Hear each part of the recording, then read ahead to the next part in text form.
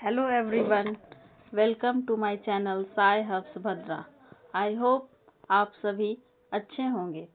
आज से हम एक नई जर्नी शुरू करने जा रहे हैं जिसमें हम net, jet and other psychology based competitive exams की तैयारी के लिए MCQ सीरीज करेंगे। तो चलिए शुरू करते हैं। पहला क्वेश्चन देखते हैं क्या है।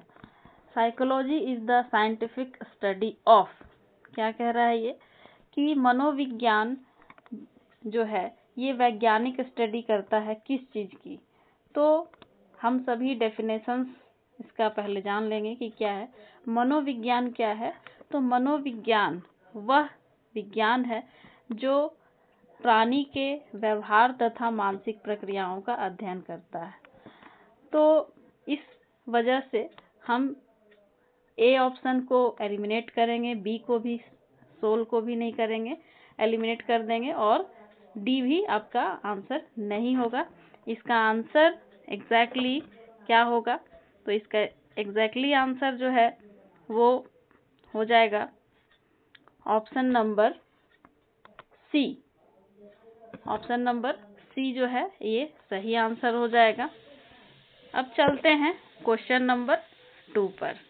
इसका हिंदी भी एक्सप्लेनेशन दिया हुआ है, जिनको हिंदी से जानना होगा वो हिंदी देख सकते हैं। नेक्स्ट क्वेश्चन है the term psychology is derived from which language, यानी जो मनोविज्ञान है यह किस भाषा से इसका शुरुआत हुआ है, कहाँ से इसको लिया गया है। तो हम सभी जानते हैं कि यह जो है मनोविज्ञान जो टर्म है यह ग्रीक भाषा से जो है लिया गया है।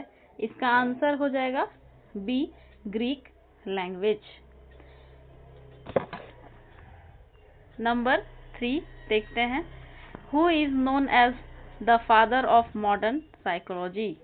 मॉडर्न साइकोलॉजी या आधुनिक मनोविज्ञान के जनक किनको कहा जाता है। तो आज हम जानेंगे किनको कहा जाता है। विल्हेम वुंट को कहा जाता है, क्योंकि इन्होंने ही सर्वप्रथम लिप्जिग में एक प्रयोगशाला की शुरुआत की थी, इसीलिए इनको मॉडर्न साइकोलॉजी का जनक कहा जाता है। चलिए आगे चलते हैं नंबर 4 पर। Structuralism is associated with which psychologist. Structuralism, जिसको हिंदी में संरचनावाद कहते हैं, किस मनोवैज्ञानिक से संबंधित हैं। तो यह किस मनोवैज्ञानिक से संबंधित है तो इसका ऑप्शन आपका सही आंसर कौन सा हो जाएगा, option number C. Wilhelm Wundt जो है इनको ही संरचनावाद से संबंधित माना गया है। चलिए आगे चलते हैं नेक्स्ट क्वेश्चन पे। Who founded the school of functionalism. Functionalism, जिसको हिंदी में कार्यात्मकवाद कहते हैं, इस स्कूल की स्थापना किसने की। तो इसका आंसर जो है यह हो जाएगा विलियम जेम्स। विलियम जेम्स जो थे इन्होंने जो है शुरुआत की थी कार्यात्मकवाद की। नेक्स्ट क्वेश्चन पे चलते हैं हम लोग। Behaviourism focuses on. व्यवहारवाद किस पर ध्यान केंद्रित करता है। हमारे सामने 4 ऑप्शन है। अनकॉन्शियस मोटिव्स, दूसरा है ऑब्जर्वेबल बिहेवियर, तीसरा है फ्री विल और चौथा है इंट्रोस्पेक्शन।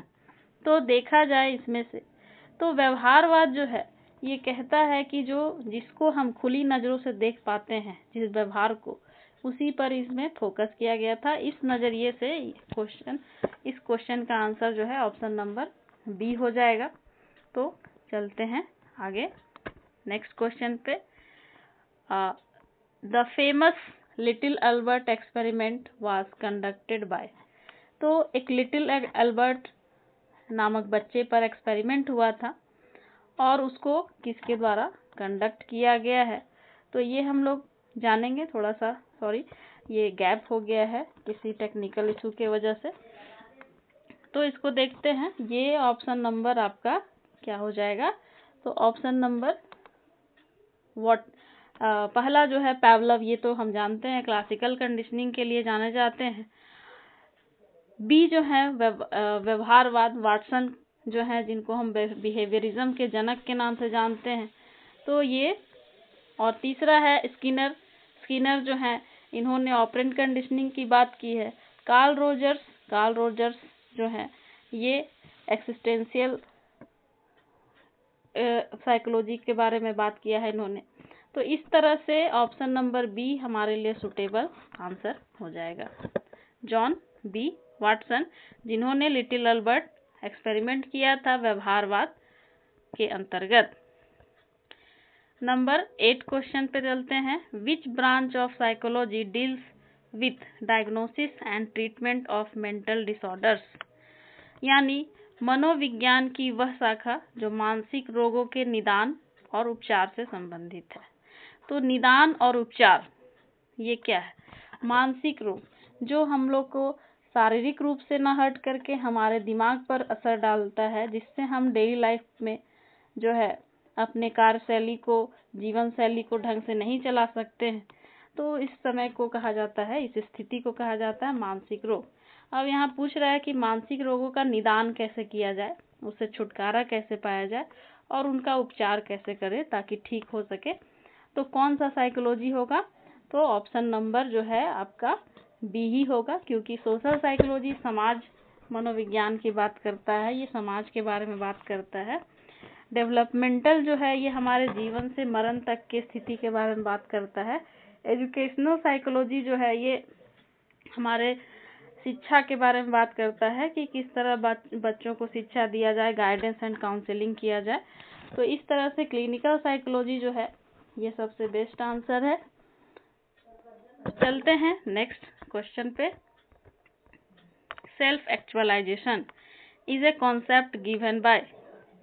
तो सेल्फ एक्चुअलाइजेशन, जिसको आत्म सिद्धि या स्वप्राप्ति भी कहा जाता है हिंदी में, इस कॉन्सेप्ट की अवधारणा जो है इसको किसने बताया था? तो सिगमंड फ्रायड। तो इनको मनोविश्लेषणात्मकवाद के ये से जाना जाता है। सेकंड है अब्राहम मास्लो। मास्लो ने ही नीड का थ्योरी दिया था और इसी में इन्होंने सेल्फ एक्चुअलाइजेशन की स्थिति को बताया है। नंबर सी कार्ल जूंग, ये इससे बिल्कुल रिलेटेड नहीं है। और एरिक रिक्सन, इन्होंने तो पूरे जीवन के बारे में स्टेज को बांट दिया था, टोटल 8 प्रकार के स्टेजेस के बारे में। तो ये तो बिल्कुल नहीं होगा। तो ऑप्शन नंबर आपका बी हो जाएगा, अब्राहम मास्लो, जिन्होंने नीड थ्योरी के अंतर्गत जो है सेल्फ एक्चुअलाइजेशन की बात की है। चलते हैं क्वेश्चन नंबर 10 पे। The main focus of cognitive psychology is on. Cognitive psychology, संज्ञानात्मक मनोविज्ञान, ये जो है किस चीज पर मेन फोकस करता है? पहला है लर्निंग एंड कंडीशनिंग, दूसरा है परसेप्शन, मेमोरी एंड थिंकिंग, तीसरा है इमोशंस एंड मोटिवेशन, चौथा है बायोलॉजिकल प्रोसेसेस। देखा जाए तो लर्निंग एंड कंडीशनिंग ये कॉग्निटिव साइकोलॉजी का बिल्कुल पार्ट नहीं है, ये है व्यवहारवाद का पार्ट है, यहाँ पे कंडीशनिंग आ गया है। दूसरा परसेप्शन, मेमोरी, थिंकिंग, ये टोटल जो है मेंटल प्रोसेसेस हैं। सी ऑप्शन में है इमोशंस एंड मोटिवेशन, ये जनरल साइकोलॉजी का पार्ट है। और डी बायोलॉजिकल प्रोसेस, ये अलग चैप्टर है, बायोलॉजिकल बेसिस ऑफ बिहेवियर की बात कर रहा है। तो टोटल मिला के मेंटल प्रोसेस, जहाँ पे परसेप्शन, मेमोरी एंड थिंकिंग ये तीनों ही आता है। तो इसीलिए इसका ऑप्शन नंबर जो है बी ही आंसर हो जाएगा। तो ये टोटल 10 MCQ थे। आप सभी को यह MCQ कैसा लगा ये जरूर बताइएगा। एक्सप्लेनेशन कैसा लगा इसको कमेंट में जरूर बताएं। अगर मेरी जो MCQ सीरीज है आपको यूजफुल लग रही है तो चैनल को लाइक, शेयर और सब्सक्राइब जरूर करें। मिलते हैं फिर हम लोग नेक्स्ट MCQ सीरीज में। तब तक के लिए सभी को बाय बाय। मिलते हैं नए वीडियो के साथ।